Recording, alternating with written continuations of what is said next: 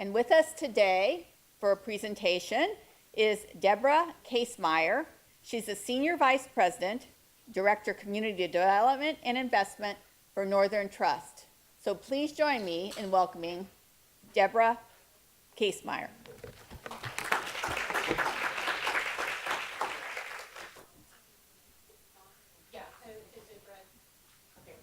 Okay, great. Great. I'm sorry, I've lost mint in my mouth. So thanks everyone. Thanks for inviting me. And I'm here today to talk about the financing side of the real estate. I would like to say though, I was in the room for that last question about the health conversion foundations. And so I work for Northern Trust. We're a bank headquartered in Chicago. We're a trust wealth asset management bank. And so the work that I do is I deploy the bank's capital in underserved communities across the U.S. We really started doing that because of CRA, or Community Reinvestment Act. In 2012, we changed to what's called wholesale for CRA, which just means that we're not a large retail bank, so we don't originate mortgages and small business loans. We only do investments. So we're very unique in that space. So other types of wholesale banks would be like Morgan Stanley, Goldman Sachs, State Street, those types of banks. But we're also unique in that we're not trying to make a profit off of our investments. So we're trying to get our capital back. So return of capital is what we're focused on, but we're not focused on actually getting a financial return per se. So we get some financial return, but we're really valuing impacts as well. So we're sort of in between a foundation and a bank. In addition to deploying our own capital, so we have about $1.5 billion deployed across the U.S. in a wide variety of transactions and things. We also work with clients, foundation clients in particular, who are trying to do similar type of work, including a couple of health conversion foundations. So I have seen firsthand sort of how that all plays out and sorts of things that they're looking at. And one is a brand new health conversion foundation that started. And so what does happen, as someone pointed out, like once that happens, they get a very large pot of capital that just kind of falls in their lap. So this one had $170 million overnight, and then they're in the process of trying to figure out how to deploy that capital. That 5% is still a big number, and what else they're going to do. So the one thing I would say from the YWCA's perspective is really trying to get people on the board of that health conversion foundation, because what I have seen is that it's primarily doctors that are on those. So a lot of it is people that were at the hospital originally and they were on the hospital foundation, they've kind of moved over. And so the biggest sort of lift I think that they have is trying to get doctors to think outside of just, we need to use this money for walking trails and cancer treatment centers and things like that, which are all great, but really looking at social determinants of health and what that means in a much more direct fashion. That comes through the board. So making sure that you have either people on the board that understand the why and are aligned with what you want to do, or there's some way for you to connect with those board members and really tell your story in a way that shows that intersection between your work and social determinants of health and health outcomes. Because at the end of the day, that is what that Health Conversion Foundation is trying to do with their money. Oh, sure. Oh, here. Yeah. We're gonna.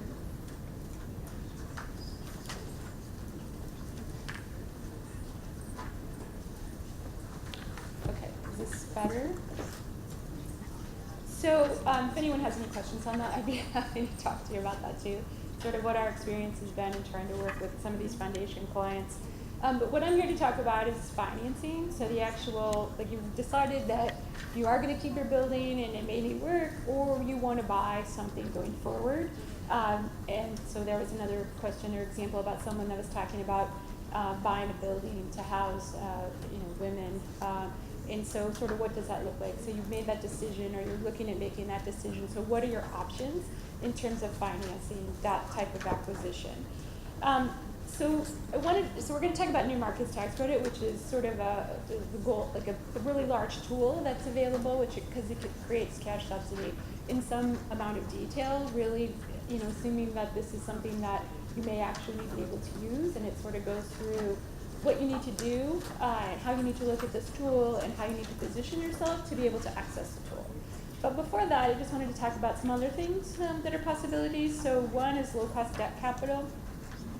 So as you're doing, you've decided that you're going to buy a building or you're going to renovate a building, and so you're going to do a capital campaign. Typically, that's what we see. And so as you're going out and you're talking to foundations in particular, and you're trying to access money, the question should always be, do you do any type of program-related investment? Is that an option?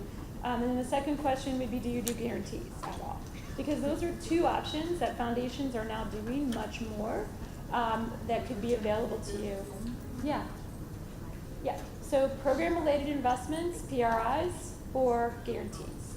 Those are the two things that foundations are really starting to do much more heavily. And they're actively looking for opportunities to deploy capital in that way.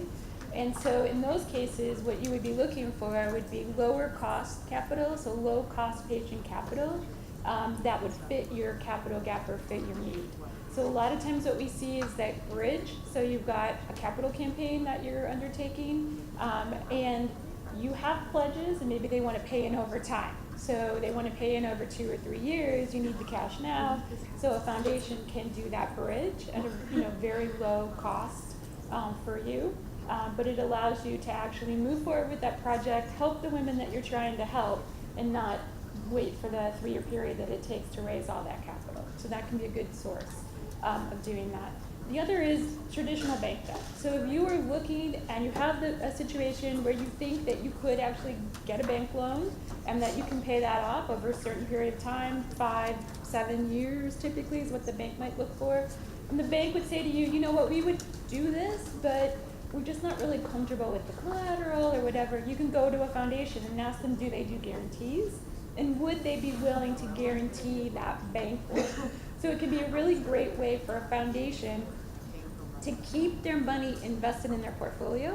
So they're still making their 6% or 5% or whatever it is in their portfolio. All they're doing is providing a guarantee, which costs them nothing. Obviously they're taking on risk, but it can be a really great way for the foundation to leverage their assets without actually impacting anything. They're still doing their 5%, they're still doing all those things. So it can be a really good tool, especially if you have a relationship with the foundation already, they're really invested in your work, or they understand what you're doing. It can be a great tool for them. So I would say bring it up, even if they don't do it, maybe you could convince them to do it. The other thing I wanted, and I know you guys are going to talk about opportunity zones, but I just wanted to hit on that.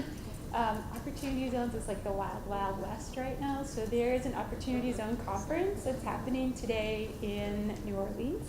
It is 100% sold out. They cannot have one more person in any of these panels. That's how many people wanted to come to this. It's like totally unheard of. So there's so much interest in these opportunity zones, and the reason is because there's no rules or regulations at this point. And we don't know if there are going to be any rules or regulations. What we've heard is that Treasury is issuing guidance. It was supposedly supposed to be out at the end of the month. It's now past the end of the month. We don't know if they're going to release it like while this conference is going on or what that's going to look like. But I think the most important thing for you is that if you had a project that's in an opportunity zone, and so every state designated where those opportunity zones were, a couple of things is they use 2010 census data. So that means it's pretty old information. So about half of the census tracts that they designated have already gentrified. So they are not really low-income tracts any longer. And so we think that a lot of money is going to be going to those tracts. But for the other tracts where they really are low-income communities, the fear from a community development standpoint is that this could be an extraction tool. So basically what you have a situation, because the way the opportunity zone works is you have unrealized capital gains, you invest them in an opportunity zone. If you hold that for 7 to 10 years, a portion of that original gain is deferred and then forgiven. And then anything that you make during that 10-year period, 100% of that is forgiven. So it's really incenting high net worth individuals to maximize return while it's invested in the opportunity zone. So there needs to be a capital gain on the end, and that's where it's a little bit unclear what that would be like. But for you, from a project perspective, That's really important because there has to be an exit. There has to be something that happens at the end of that 10-year period. So typically in the investments that most people are thinking of, these would be like high income condos or high income multifamily type rental properties. We've heard, things around residential hotels and things like that. And the idea is like those obviously, at the end of 10 years, they're going to try and sell them at a big profit. And that's, how this whole thing works. Well, when you have community-based projects, that doesn't necessarily jive with what you want to do, right? Like you're not going to hold on to a building for 10 years and then try to maximize the return on that situation per se. Like you want to hold the building longer term in order to serve more people. So I think that's a really important point. The other thing is that because what's happening is we see a lot of people creating funds and not a lot of rules around it. So from a transaction standpoint, if you're a nonprofit and you have a potential deal that falls into an opportunity zone, you could have a bunch of people come to you and say, I want to invest, I want to invest, I want to invest. How do you determine which of those is actually in your best interest and which of those actually makes the most sense? Can I just put some context again? Yeah. We're trying to put the group into context. So opportunity zones is something to keep your eyes on. I just wanted to recognize Liz Lopez, who's here as well, and has been working on a lot with us on opportunity zones. You all have seen the map, the GIS mapping that we've done. Well, we are overlaying also our YWCAs into opportunity zones. I think the space that we can play best in is to be opportunity zone projects, because this capital is going to be looking for projects. But you're absolutely right. It is the wild, wild west, and it is we're not going to get into the tax reform and how this is fantastic for high net wealth people. But in any case, it is something that we need to pay attention, because we could stand in a position of privilege to be able to drive some of that capital into projects that are within our mission. So you're going to hear more about it, but thank you very much for bringing that up. Yep. So just the last thing I would say on that is that there are groups like Enterprise and LISC, other national CDFIs, that are actually looking to play the role of intermediary in these, so that if you did have a project, you could reach out to them and they could help you look at those. We are actually looking at investing as well, standing up a fund with Enterprise, because we're interested in seeing whether or not we can actually create tools that would be more usable for community development purposes. I think if it's opportunities, then I think you probably should wait. So I think you have a whole payout coming on that. Go ahead. Just a question for example, for this woman here that asked about the shelter. What's the difference in your mind with low-income housing tax credit program or historic? We were talking about that. In terms of ease for nonprofits, most of us do housing, would we do housing for this rather than economic development for the new markets? So what's easier to do? Well, so what's easier to do, low-income housing tax credits, historic tax credits, or new markets tax credits? It depends. So each of those have their own unique qualifications, which may or may not may make that tool useful or not. So low-income housing tax credits, and I think you guys are going to talk about that as well, so I won't go into a ton of detail on that. But basically, it's an allocation process, and so there's a very limited number of tax credits. Those usually go to some state or city entity that then decides which projects, based upon a scoring, are going to get those tax credits.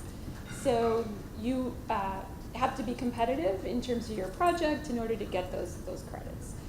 If you can attract those credits, it can be a great tool. It's extremely complex. There's a lot of brain damage trying to close those things. You can have multiple sources, all those sorts of things. But it can be a good tool. And that is for housing specific. So people that have a lease, that are going to live there long term, that may be using vouchers or those types of things. Historics can be great as well. If you have a historic property and you can twin historics and low-income housing tax credits, and you can twin historic and new markets tax credits. New markets tax credit is not housing. So if it qualifies for low-income housing tax credit, it's not going to qualify for new markets. But where new markets can be used is around shelters. So you can use shelters, you can do transitional housing, you can do temporary housing. The guidance we have gotten from our attorney is basically if they do not sign a lease, so there is no long-term lease in place, then, and it's transitional in nature, then you can use new markets tax credits. We have a project that we did, it's a ready-to-work Aurora in Colorado, where they're working with homeless substance abuse people. And those people are there for 18 months, so they actually live in this facility for 18 months, but they don't have a lease, they don't actually have rights to actually live in that space, so therefore that qualifies for new markets. Yeah. I thought that the new market tax credit could also be used for community facilities. And, Yep. and the other caveat though is that you had to be in certain zip codes to Yes. qualify. Yes, yes. So we should just jump into new markets, and hopefully this will make some sense. So this is just the background of new markets, and I think you guys all have this information, so I'm not going to go through this a ton. But this just kind of, the real benefit is why you want to do new markets is the subsidy. So it's going to boost your capital, it's going to give you actual equity, so it's actual cash equity. It's also going to give you very low cost patient capital for 7 years to make this deal work. And at the end of 7 years, you still own your building. So the building comes back to you, you get to keep the equity. So it's a very useful tool. So, oops, yeah, go back one more. This gets to the idea of how are these used. So you can see this is a listing of how all the new markets are used. So industrial, so those are job creators. So those are businesses that are located in qualified census tracts for new market tax credit purposes. Then there's community facilities, so that's also a big user of new markets tax credits. Mixed use, you can have housing with new markets. What you do is you condo off the low-income housing tax credits and do them as two separate transactions, so it's more complex, but it's absolutely possible. Healthcare, FQHCs, clinics, those types of things, grocery stores, others, and then hotels. So that's sort of the universe, and you can see a mix of those things. So you can see community and healthcare used together. You know, you can do all different types of things. So go to the next. So this is where we talk about the location. So the project has to be located in a low-income community as defined by the Treasury Department or the CDFI funds. And there is actually a mapping tool that's listed on here. All you have to do is go in and put the address in of the property that you're looking either to buy or that you currently own, and it will pull up a map and it will tell you whether or not you sit in a new markets tax credit qualified track. If you do, then you can use this tool. If you don't, then most likely this tool is not going to be available to you. There is a caveat that you might be able to qualify by population served, but it's really hard to do, and so most CDEs that have allocation aren't going to probably mess around with that. So the best thing is just to pull it up, see whether or not you actually qualify. And I would say even if you're looking to purchase something and there's like a couple sites you're looking at, always a good idea to pull this up, because if you can do it in new markets, that's a tool that you can use. That if you pick this other site and it's not new markets, that's 100% off the table. So the impacts, the readiness, the needs, and the size. I think the size is probably the most important for these. So $5 million is the typical size. Like it needs to be $5 million or above to really make this tool worthwhile. It can be everything from brand new construction. It can be rehab. It can be a combination of new construction and rehab and operating. What we can do is for a business or a facility that's located in a low-income qualified tract, we can look at all the real estate plus 12 months worth of operating expenses. So we're really looking at cash out the door during a 12-month period. That can also be rolled into new markets to get you to that minimum level. So even if your project is $4 million, if you have $1 million budget and you're putting $1 million out the door, that can be included to get you to that $5 million to make the whole transaction work. And that $5 million is based upon about an 87 cents, 85 cent what people pay for equity. Because we're a little bit different in terms of we're not trying to maximize return, we pay much more for our credits.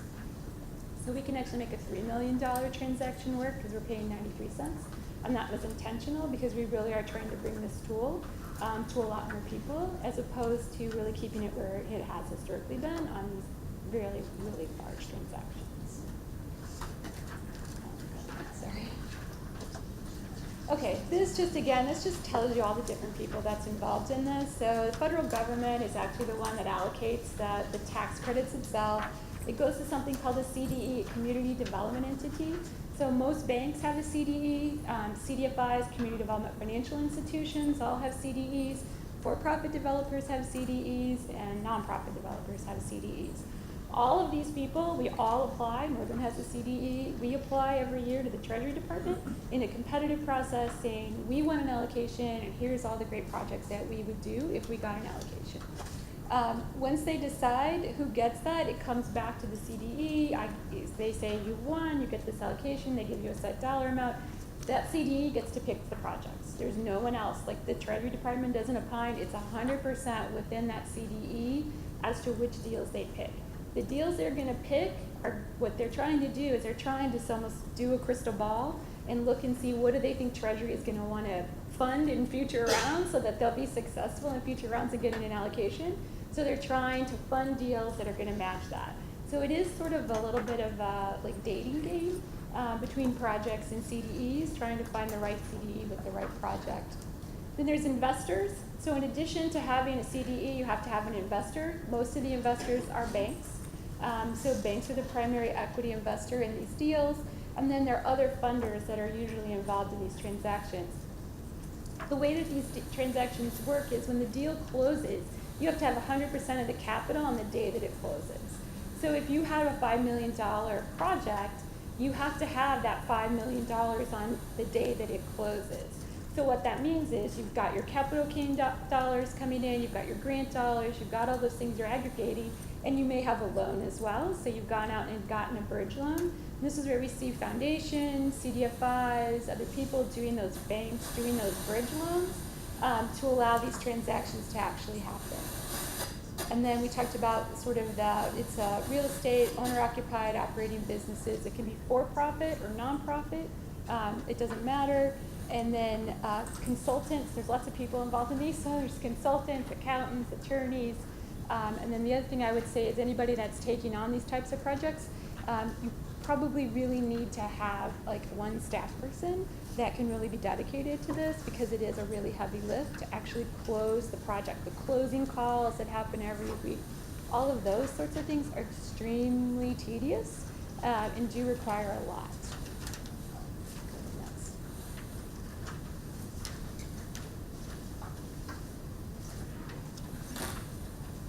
Yeah, so this kind of gives you the timeline. You can see like overall, this is like what, a year and a half that it takes to get ready for a new markets tax credit project. So this talks about, you know, how you position your project, how you put the deal together, and then the closing process. I'm not going to go through all those, but we could go to the next. Sorry. Trying to be mindful of time. So, wait, was there one before that?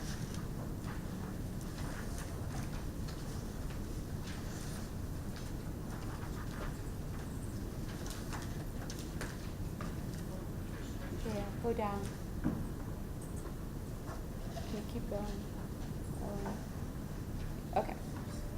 This is why you do it. So this is the net benefit of doing new markets. And if you go right to that bottom number, so in this transaction, this is actually a large transaction, it's $10 million. But you can see that the net benefit to the project is $2.2 million. So that's the reason why you would do this project, because that is $2.2 million that comes into your project as cash equity that you would not have otherwise. So that's the reason everyone goes through all this. But you can see there's a lot of seepage. So there's a lot of things that go outside of this transaction. So the idea is to minimize that as much as possible, because the more you minimize it, the more net benefit there is to the project.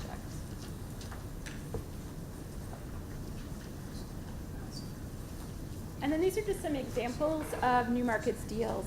So Camilla's House is a homeless project in Florida. And so Camilla's House used it for, actually they did two. One of them was for the actual building. So it's a shelter with a wide variety of different community centers, activities, things that are in that. And then they also did a separate operating one a second time. So they did both of those. This is an urban ministry. This is a community facility, so it's an example of how you can use this for actually doing a community facility as well. Oh, sorry. I'm sorry. Sure. Okay. All right. So if you go to the next one. Jesse Ball DuPont is a foundation that's actually headquartered in Jacksonville.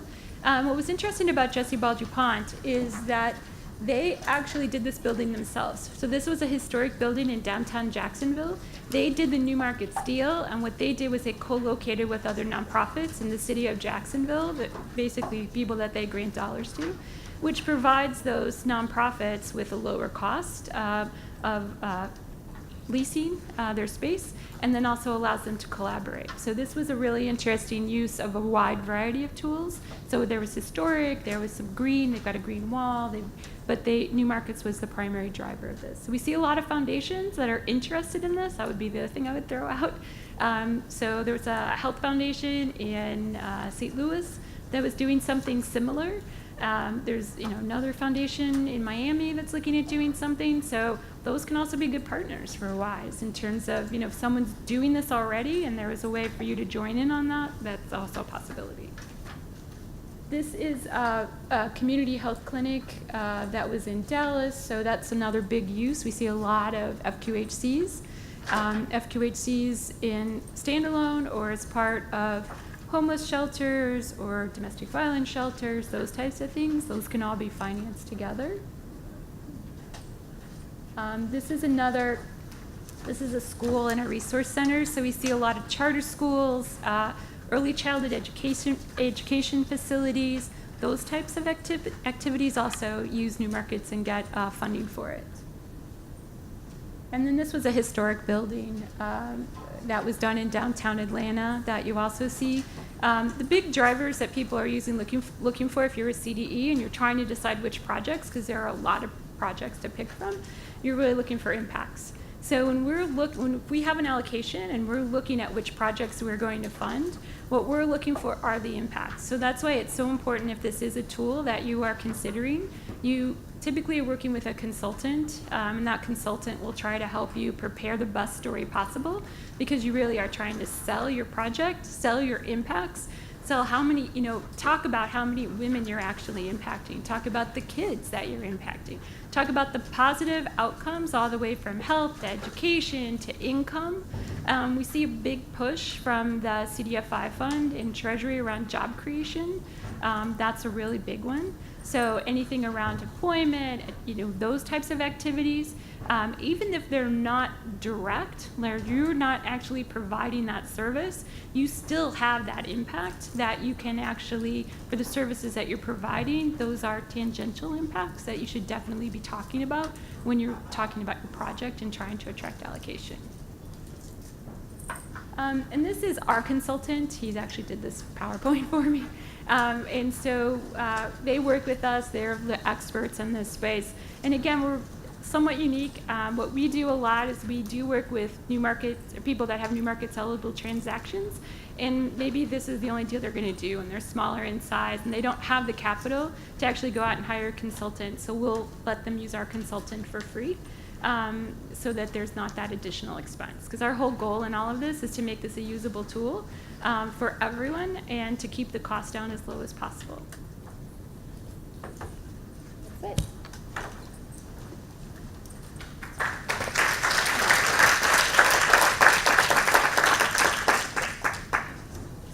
Can you take one quick question? Yeah. I think there's actually time for more, and we can just, or have other questions that have been queued for a while too, so. I'm Joan Brooks from YWCA Northwestern Illinois, which is Rockford, Illinois. My question is, have you, and this is out to the entire, summit here, has anybody seen, if you own your own real estate, to put it into a foundation and rent it back to yourself? Has anybody seen that done? I haven't. I don't know if you guys have. I have not. Colleges and universities do it all the time for dorms. Use the microphone. Colleges and universities do it all the time for dormitories. I worked at Westchester University, Pennsylvania. Westchester University created a foundation. The foundation was a separate 501c3, built the buildings, got some local funding, tax credits, bank loans, sold bonds, and then they rented the building, the dorms, the brand new dorms, back to the university. That way the university didn't own the buildings. They had an agreement between the two. Wouldn't be able to put it on the grants. Yeah, maybe. Well, we tried that. They said no, but. Did you have I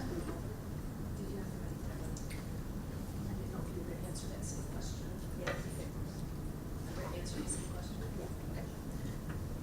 So we had to condo our building, it's 11 stories tall, and we had to create an HDFC in order to qualify for tax credits.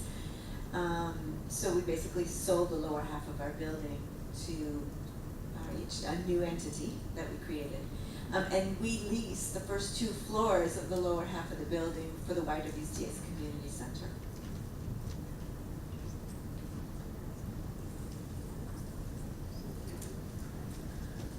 My name is Zelma Joseph, and I'm the executive director of the YWCA in Pueblo, Colorado.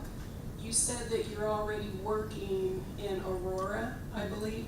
And my question is, will your group, come and talk to my board about the possibilities that we can do with our historic building in a city that's just a poor city because, the industrial corporations have all shut down? Sure, absolutely. So we actually do quite a bit of work in Colorado. So we did the Colorado Land Trust recently with the other foundations. We're actually working with Gary Community Investment out of Denver on Indie Dwell, which might be located in Pueblo, which is doing container home type conversions, but it's a manufacturing factory, and they hire hard to employ people. And so we're talking to them about doing new markets, and Pueblo is one of the places. So we'd be happy to talk to you. Okay. Absolutely. Well, let me make sure that I get your card. Okay. Yeah. Okay, thank Absolutely. you. Sure. Hey, Debbie, how are you? Hi, Linda. Linda Teixeira, CEO at YWCA Richmond. So I keep getting conflicting information, and now I'm getting yet another version. So we're in the middle of preparing to do a capital project. The building costs her about $4 million. We were told that it wasn't worth our while to pursue new market tax credits because of the expense associated with doing it for very little return on a $4 million project.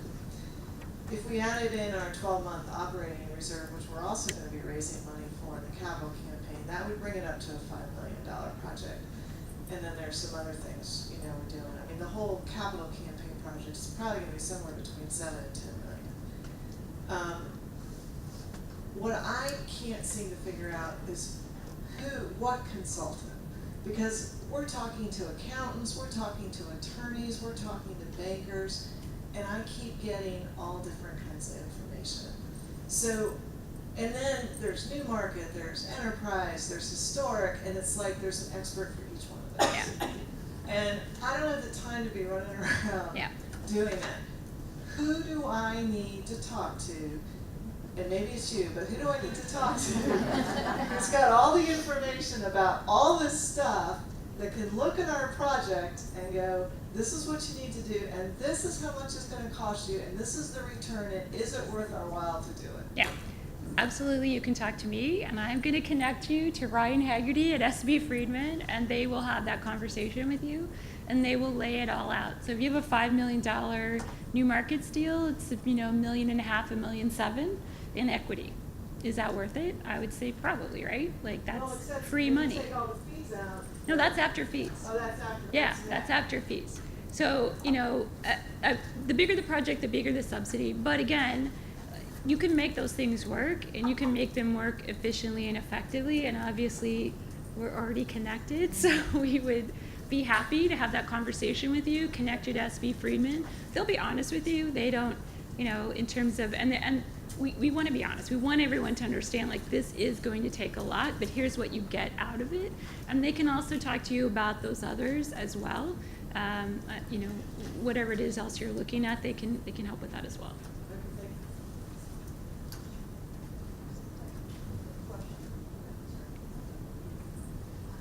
My question is more to do with timeline. Since the notes, how much time should you allocate? I know it's not a science, but approximately to get it done. Yeah, so most projects, from the time that you have a viable deal, 6 to 9 months is the closing. The time to get to a viable deal, like that slide before, it could be 12 months to get to a viable deal, or it could be a month, depending upon what you have.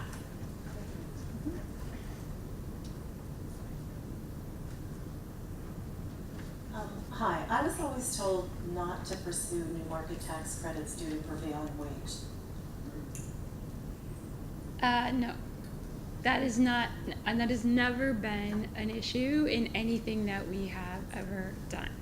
So that is what the Bacon Beef is that the one? Yes. Yeah, so no, that doesn't play here. That plays, I know that we had this conversation with someone where you're using dollars that come from the federal government, but not new markets. It is not a play in new markets.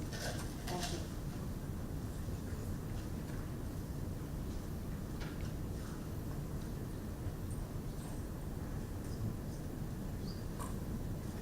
Beth Masca, Asheville. Can you give an example of how you've used these credits, new market credits, for land trusts? You know, I don't know of any specifically for land trust. I know that Habitat for Humanity has actually, so the one, this can get a bit confusing, but Habitat for Humanity has a model where they can actually use new markets for their houses that they are actually selling because they're not renting them. So you can use new markets for sale housing, which Habitat does, which would have sort of that land trust model in it because they're typically separating the land from the bricks and sticks that sit on top. But we have not done that, and I cannot really speak to that, to be honest. But I'd be happy to ask that question to the consultants and follow up with you if you want to give me a card.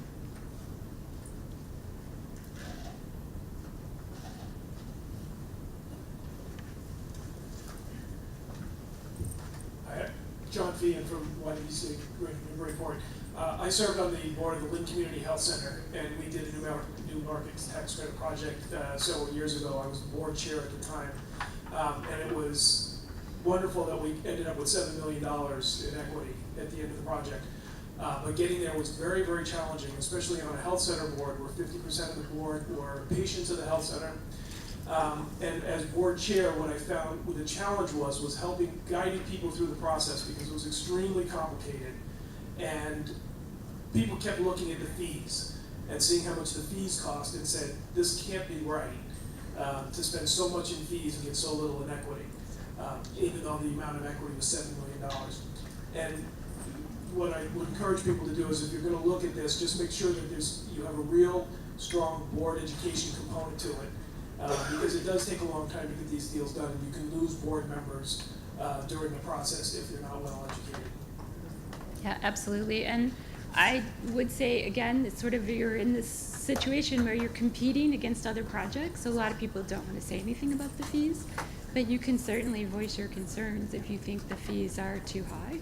And that there should be ways for people to reduce those fees. And we are big proponents of doing that. There's even when they're minimized, there's still quite $300,000. You got on this one $300,000 in legal fees, and for people on a board, they see that number and they just they get scared. Yeah. Yeah, right. And it does. I mean, it does reduce the amount of subsidy you get, but you don't have to pay for it. And that's usually where you can get people over that hump because they don't have to write the check, right? It's just less money that comes into their pocket. And if they don't do it, you wouldn't have gotten the $7 million. And we kept focusing always on the bottom line. Yeah, This exactly. Is what you get. Exactly. And I think that's really important.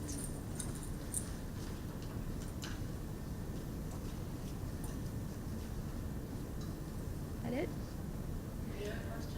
So I should just, you brought up land trust, which I think is sort of interesting. And so we did do the Colorado Land Trust. We just invested in that with all foundations.